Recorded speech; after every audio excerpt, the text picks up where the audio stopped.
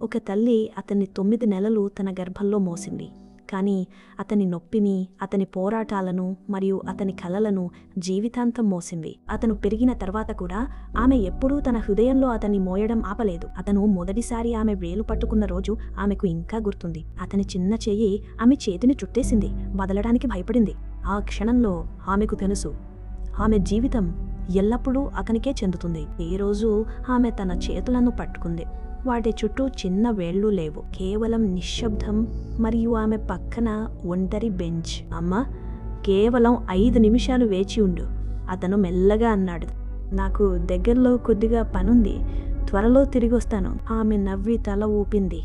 అతను చెప్పిన ప్రతి మాటను నమ్మింది. ఆమె మెల్లగా నవ్వి తల ఊపింది. ఆమె కళ్ళల్లో సందేహం లేదు, కేవలం నమ్మకం. ఎందుకంటే ఒక తల్లి తన బిడ్డను ప్రశ్నలు లేకుండా కూడా నమ్ముతుంది.